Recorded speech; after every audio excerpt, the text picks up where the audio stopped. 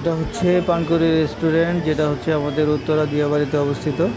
এই পানকড়ি রেস্টুরেন্টে একটি লোগো এখানে, সেখানে মাঝখানে একটি বড় গাছের ভিতরে কিছু পানি দেওয়া আছে আর কিছু মাছ ছাড়া আছে। আর এটা হচ্ছে সামনের দিকের দেখতে পাচ্ছেন বিভিন্ন ধরনের বাঁশ কাঠ দিয়ে তৈরি করা এই রেস্টুরেন্টের।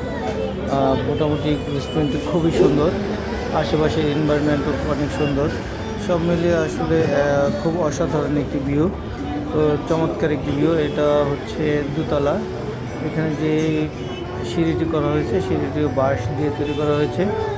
তো আমরা এখন হচ্ছে উপরে যাব এই সিঁড়িটি দিয়ে। উপরে নিচে একটা কিড জোন আছে, চাইলে আপনার বাচ্চাদের এখানে খেলাধুলা করার জন্য সুন্দর জায়গা আছে, সাথে বসার জন্য অনেক ভালো স্পেসও আছে।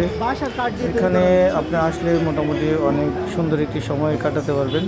যাই হোক, এখন আমরা উপরের দিকে যাব, আসেন দেখা যাক উপরের ভিউটা কেমন। সিঁড়িতে সুন্দর লাইটিং করছে। আমরা উপরে যাই, উপরে গেলে এখন দেখতে পাবেন যে ভিতরে উপরের যে বসার স্থান, এখানে বসে আপনি খাবার খেতে পারবেন, জানলার সাথেও বসতে পারবেন। এখানে এসিও করা আছে। আর হচ্ছে গরমের সময় এটা আপনি পুরোটা লক করে দিলে ওনারা এসি ছেড়ে দেয়।